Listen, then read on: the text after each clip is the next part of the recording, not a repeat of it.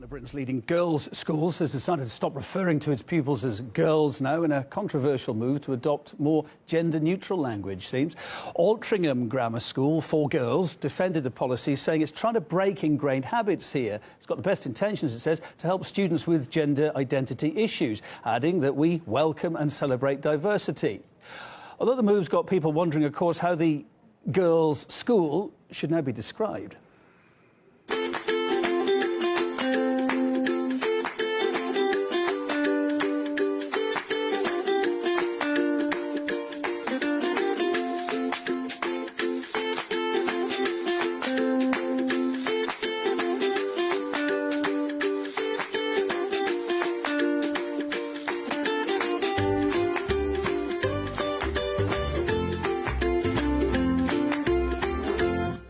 Further to this, Altrincham Grammar says it's got no plans to drop the word girls from its title. We asked some of the locals around there what they thought of the new gender-neutral policy. I think the majority of girls would be happier to be called girls. Ridiculous. I think girls are girls and boys are boys. There's too many pressures on pupils. Too much attempt to move everything towards gender neutrality. I think it actually leads to more confusion rather than clarification. This is a girls' school, and it's extraordinary that children are being encouraged to go along a path. We're going to have more and more children with mental health problems who are confused and unhappy. By all means, support children who have a gender issue, but don't do it at the expense of the majority. Do not rob them of their gender identity. We only need to apply those basic principles of religions, that we treat other people how we wish to be treated, and we solve the problem. We need to stop foisting, pushing adult neuroses onto these young children.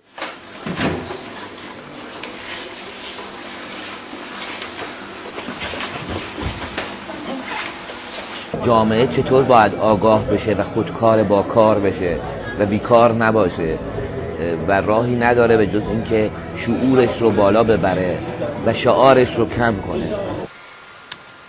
فرزانه هستارم کجاست؟ همینجا میشه تو جلو. برو یه دقیقه چشم جلو. بیا آقا بردار برو اینجا. پارک‌های ما مرکز بچه‌های فرانس شده. بچه‌هایی که جا ندارن، جا خواب ندارن، جای زندگی ندارن، خانواده طردشون کرده، کار ندارن. خیلی‌هاشون دانشجو بودن، ول کردن، تحصیل کردن.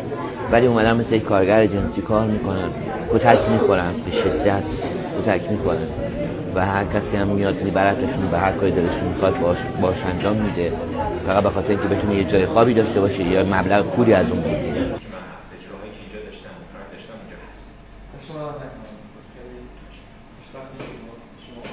تعداد بسیار زیادی این دردآور بگم از بیماران من در طی این سالیان درازی که درگیر بودم، سالیان دراز رو در خلوت‌ها و تنهایی خودشون رو طعن و لعن کردن، در باور گناه آلودی که تو ذهنیتشون ساخته شده بوده است از این دوگانگی که او هیچ تقصیر و نقصان و نقصی درش نداشته است. داری میگیری؟ آره من دارم. یه لحظه ببخش.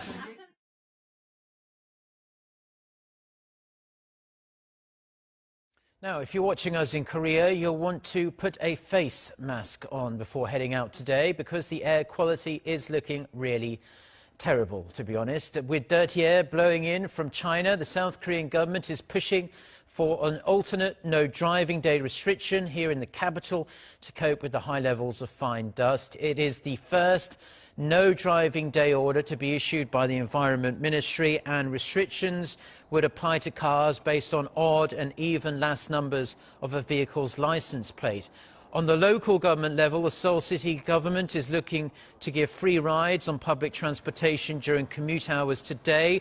The city government says buses and subway trains are going to be free of charge from the start of service until 9 a.m. Which has just passed now, and then again from 6 p.m. until 9 p.m. It's also the first time fine dust-related policies have been applied to Seoul since related measures were introduced in July of last year. The fee waiver was enforced as fine dust levels reached 57 micrograms per cubic metre on Sunday. Smog in India is choking the young and old alike.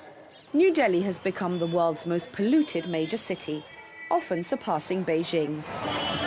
The situation is worse in winter, when pollutants from crop burning, car exhausts and industrial emissions are trapped close to the ground. To protect residents and reduce pollution, authorities have temporarily closed schools, construction sites and power plants. They've even tested a giant water cannon in the hope that it could reduce toxins in the air. Despite these measures, there's been no significant impact on the smog. Now, some businesses are using technology to clean up the air in offices. With the help of a startup, this office has installed generators that convert carbon and other fine particles to liquefied soot.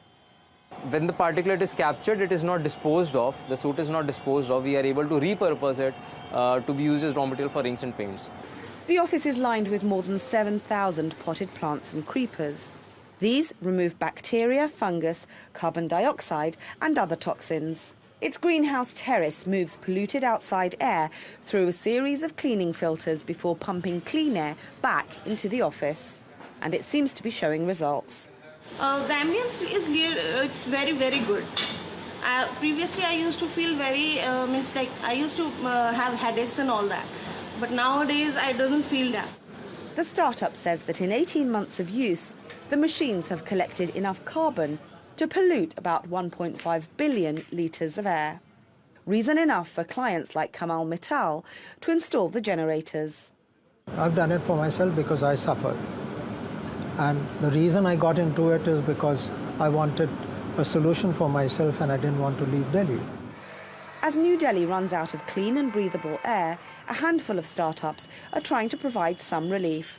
And they have their work cut out for them. Shamim Chowdhury, TRT World.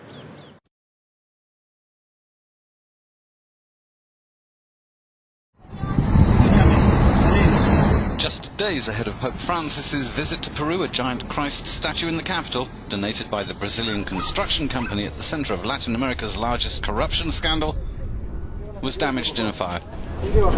Francis is Latin America's first pope, but he will not be visiting his home, Argentina, to avoid embroilment in domestic politics there. On his Peruvian agenda is protecting the Amazon, but Peruvians will be paying close attention to whether or not he addresses corruption, a topic Francis frequently rails against. 4 churches were also attacked with homemade bombs that inflicted only minor damage, while notes threatening the Pope were left behind. During the Pope's visit, protests are expected on issues ranging from indigenous rights to an ongoing sexual abuse scandal in the church. The capital, Lima, is busy putting the final touches on preparations for the visit, which begins on Monday.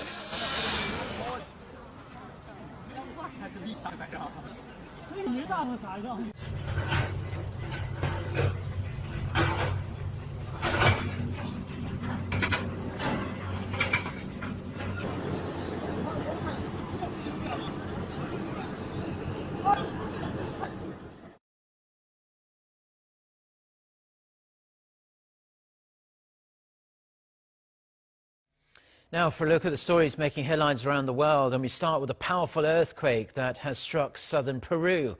The 7.1 magnitude quake has left at least 2 people dead and several dozen others injured. For more on this and other news from around the globe, let's turn to our Noah Adam. So Adam, just exactly how bad is it looking over there in Peru?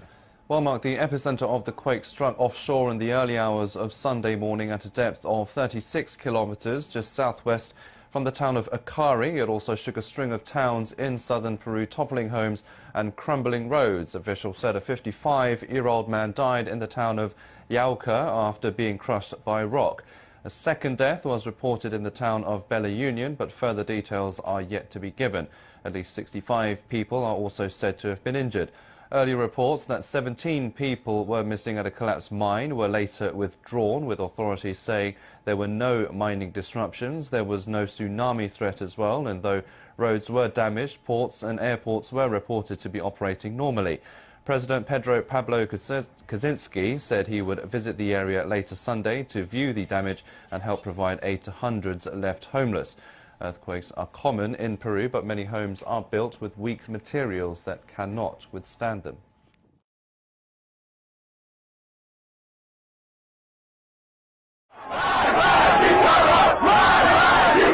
They are risking their lives to bring freedom to Iran. Iranian protesters from the streets telling Fox News they thank President Trump and the American people for supporting their uprising against the theocratic regime in Tehran.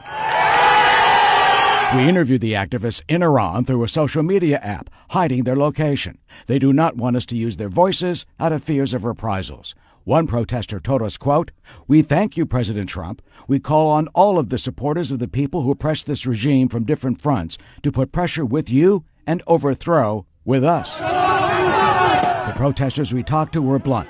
They will not give up, they vow, until the hardline regime is toppled. Iranian people want to achieve a democratic and independent government and play a role in it. In Iran, taxis and buses and public places, you heard people talking that they are happy that the United States and President Trump is actually taking actions on the side of the Iranian people. And as you know, the overthrow of this regime and establishment of a free country is in the interest of the entire world. Another activist texted us his answers to our questions. The president called the Iranian regime, quote, brutal and corrupt. How important was that to hear for you? He wrote, quote, he is correct and we approve of what he spoke. He should help the Iranian people. We need internet because the internet in Iran is banned. We ask President Trump to convince European Union to ban the mullah. The protesters are members of the banned opposition group, the National Council of Resistance of Iran. Its leader, Maryam Rajavi, has been directly blamed by the government for the unrest. Supporters have defiantly displayed banners with their photograph. The reason, one told us, quote, we have no life in Iran. Our life and death is equal. We have nothing to miss. We want freedom. Just poverty, unemployment, and corruption is the result of the mullah regime. Another was very clear. These uprisings have just begun. People are not at all willing to give up. Their patience has come to an end, and they have nothing to lose. Nobody wants to go back. We want to go forward. People want a free republic. That is what people have been chanting. We know that we need to be at risk for a revolution. This is an inevitable revolution, and we accept it. The protesters also called on President Trump to impose more sanctions on the regime. Those on the streets say they are looking toward the U.S. for inspiration and more help. In New York, I'm Eric Shawn, Fox News.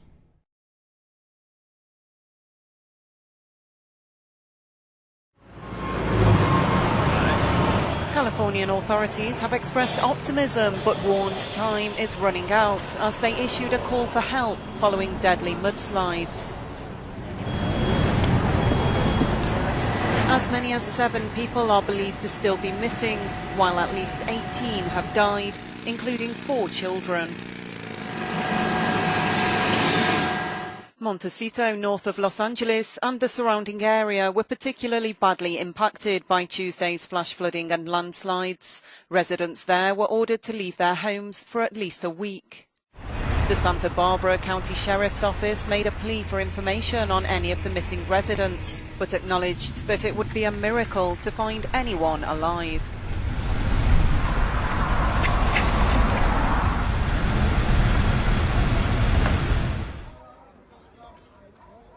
Overpopulation is the root cause of the problems that we face right now, especially in Moria, and we think this is something that could be easily solved if we pinpoint exactly the bottleneck that is created during the asylum procedure.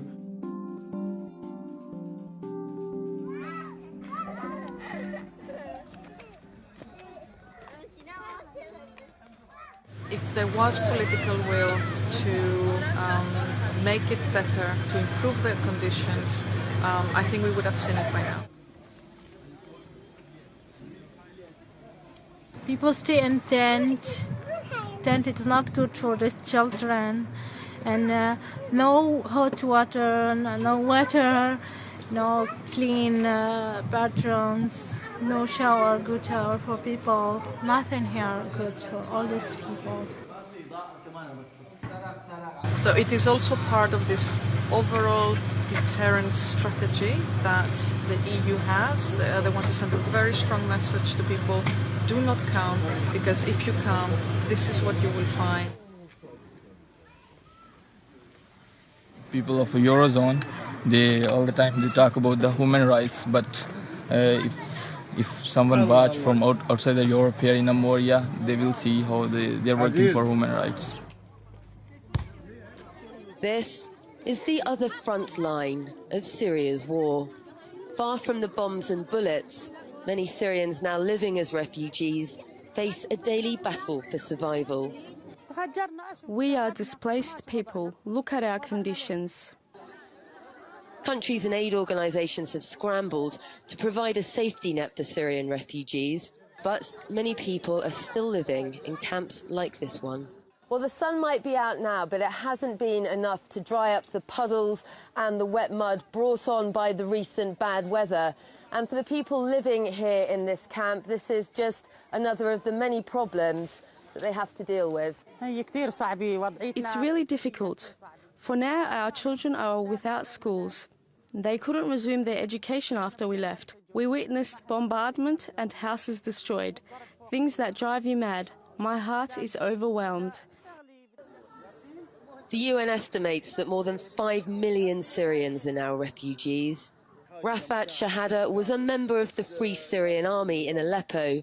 After getting injured, he came across the border to Turkey with his family. We are not migrants, we are displaced people. Migrants travel to work, but we are forced to leave. The Syrian people had two options, either to leave the country or die.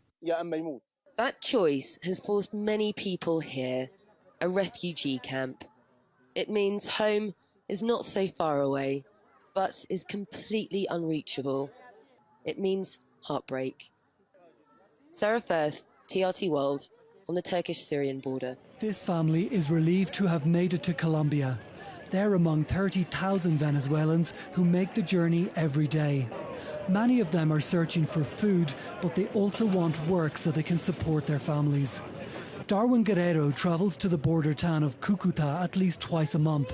He hopes to make about $20 selling children's toys.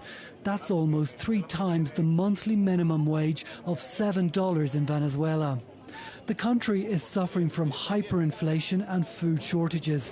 It's made many of its people desperate. People are eating from garbage. People are searching the trash cans to get some food. Some people are, and I witnessed that. It's not, lies. That's the truth. With an economic crisis across the border, more and more Venezuelans are crossing into Colombia, now home to the biggest community of Venezuelan expats in South America. And in the last 3 years, the number of arrivals have increased tenfold, up from 44,000 in 2015 to 470,000 last year. Once they get to Colombia, many Venezuelans end up living in open-air makeshift camps because they have nowhere else to go. The UN says many of them will never return home. Many of these people have no intention of staying in Colombia. They are going on further south to Peru and Chile. These are the well-known destinations that the Venezuelan population are choosing to start a new life. As night falls in Cucuta, many newly arrived migrants sleep on the streets. The scale of the humanitarian crisis in Venezuela means they'll be joined by thousands of new arrivals in the morning. They're like Wilton and his 5-year-old son, who've just crossed the border looking for a fresh start.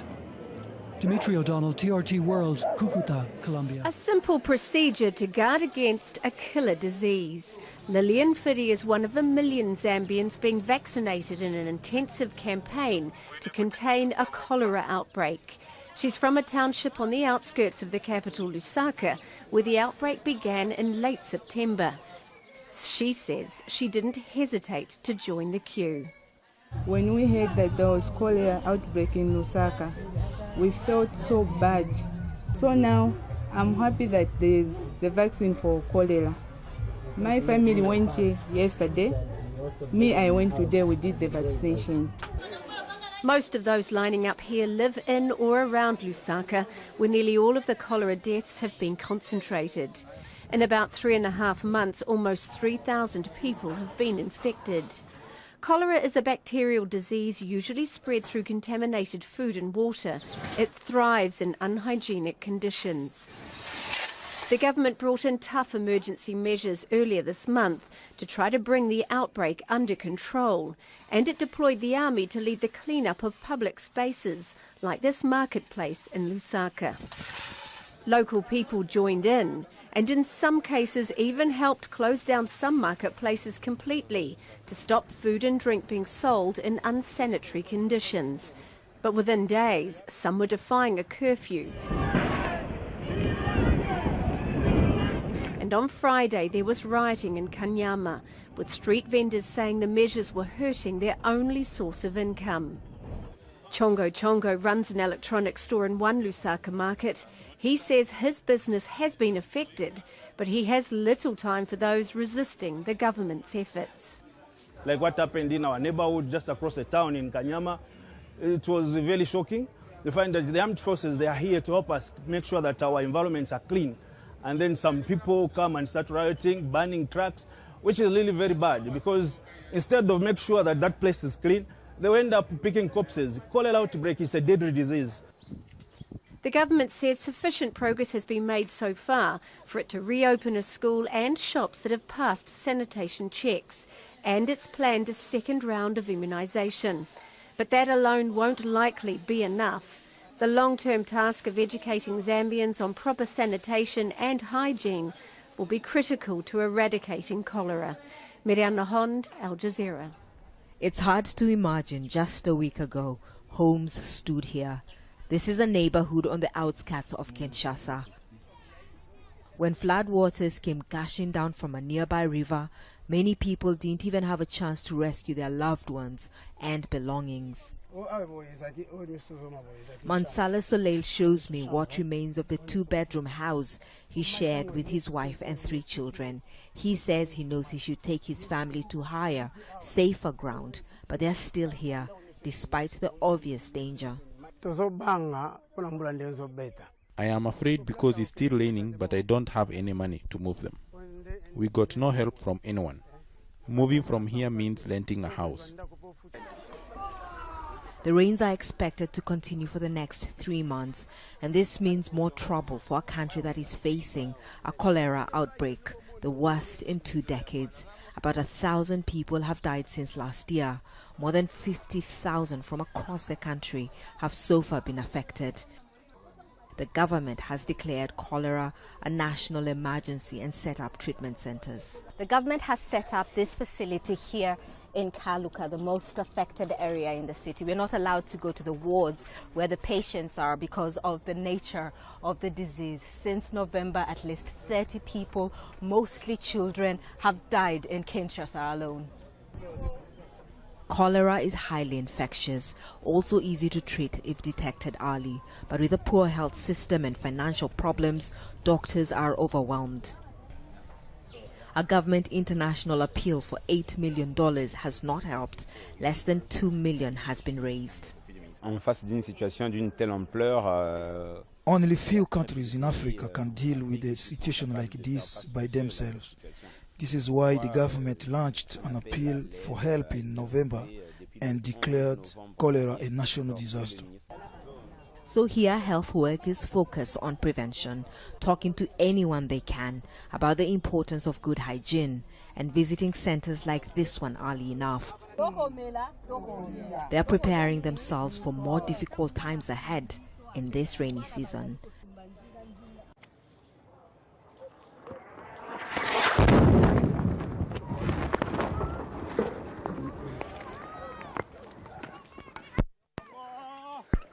يا الله يا الله غارات جوية روسية وسورية تستهدف النازحين في ريف إدلب يا الله تعال بضع These dramatic pictures were captured by an Al Jazeera team who were filming in a makeshift camp when an attack happened. The pictures show a missile falling near civilians who had fled the bombing of their neighborhoods in Kores in the nearby Hama countryside. Al Jazeera correspondent Milad Fadal, along with men, women and children around him, desperately tried to find the nearest cover.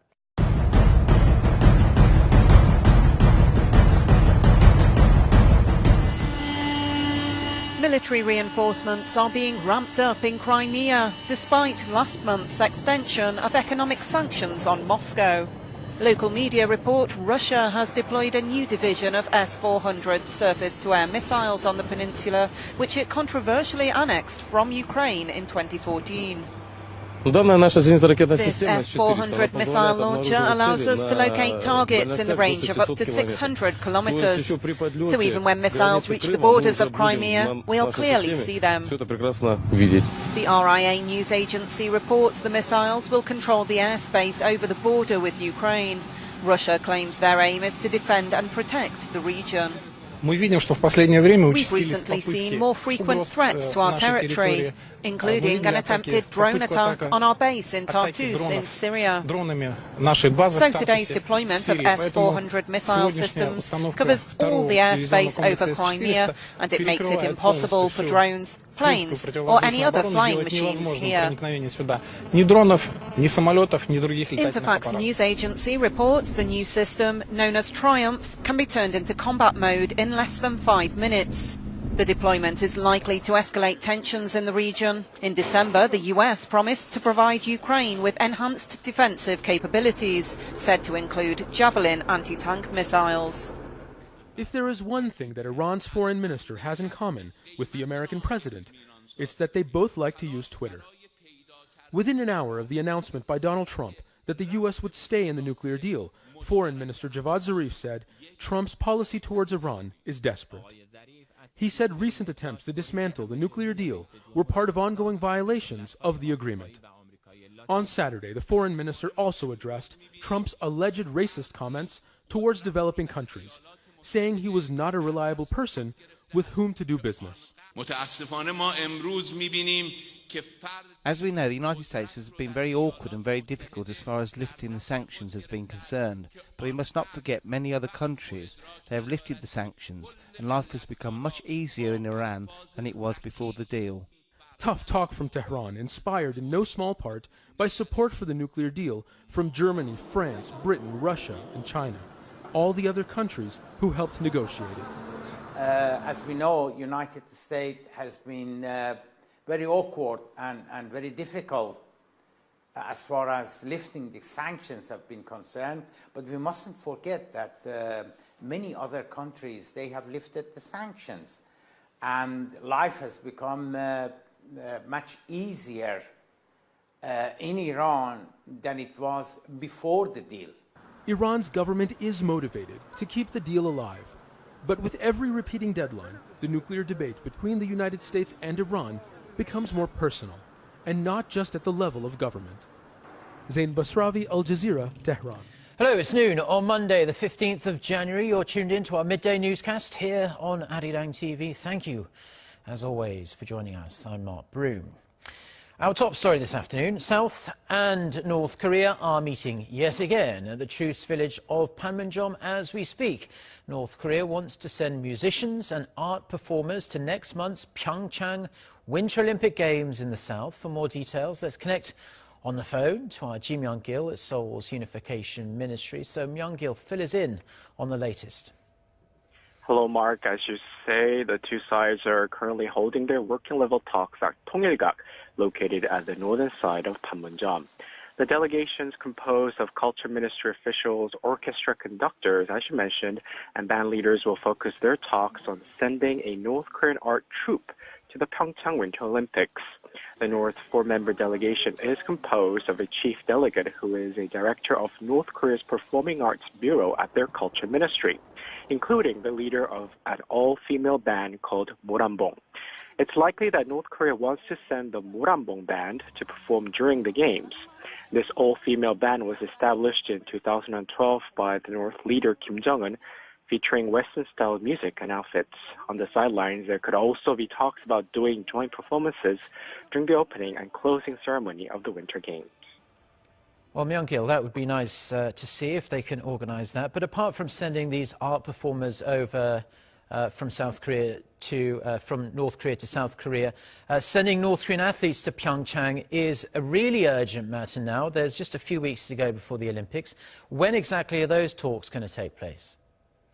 You're right, Mark. North Korea actually suggested over the weekend that they first hold talks on sending art performers to the Games. The North has to finalize on how many North Korean athletes they will be sending and what route to take to arrive in Pyeongchang. The North will also be sending a cheering squad, observers, supporters, North Korean journalists, and a taekwondo demonstration team, so there are still a lot of practical issues that need to be discussed. The International Olympic Committee will hold a meeting this Saturday on January 20th with delegations from North and South Korea to finalize a participation of North Korean athletes. So we presume more working-level talks will be scheduled before the big IOC meeting. Back to you, Mark. This morning, just after 8 a.m., people in Hawaii were running for their lives. Statewide, a beeping warning popped up on phones reading emergency alert, ballistic missile threat inbound to Hawaii. Seek immediate shelter. This is not a drill. The message was heard on the radio and crawled on television screens. Hawaiians now living in New York were worried. I tried calling my family and my friends and nothing would go through. All circuits were busy. So it was a little nerve-wracking for a while. So everyone in the group text are saying, you know, what, is this true? Where do I go? Where's the shelter? Chung Chao's sister Audrey was on a soccer field in Honolulu with kids. The coaches will gathering the kids and get the kids into the bathroom because that's the only shelter is there. Brooklyn native Marianne Selwa stopped hiking, hit the road, and found the nearest home she could for shelter. My thoughts went back to 9/11, even New York City. I was 7 at the time, so, remembering that and thinking, not again. After 38 minutes, a second alert went out on phones and even highway signs clarifying the missile alert in error. There is no threat. Some of my friends did say, it was the longest 30 minutes that they had to sit not knowing. Hawaii's governor says human error is to blame. Someone pushed the wrong button at the state's emergency management agency during a shift change. What happened today was totally unacceptable. The timing comes amid heightened tensions with North Korea as the rogue nation continues to test ballistic missiles. State officials say they'll reform the system so this doesn't happen again, but the fear lingers. And besides instilling all the fear and all, everything that you've done, it's kind of, it's hard to kind of take that back, And the chairman of the FCC says his agency is also launching a full investigation into the false alert. In the newsroom, Lisa Rosner, CBS 2 It's been a roller coaster. Everything, the whole cancer, the tumor, it's been hard. Lester Perrier's mother says their lives were turned upside down when her son was diagnosed with bone cancer. He supported her and his 2 sisters with his full-time job as a chef. But his illness has taken a toll and claimed one of his legs. To me, I feel like I hit rock bottom because I used to be right out there, used to be hiking, go hiking and all that, and now it's just I can barely do anything. The holidays weren't looking very happy for the family this year until a nonprofit group stepped in. Connecting a Caring Community is providing the family with gifts. Oh, wow. Giving them a Christmas they wouldn't have otherwise had this year. It was a blessing. Lester has a long road to recovery ahead of him, but thanks to some generous people, he was able to feel the joy of the holidays. This really made my day, really made my Christmas.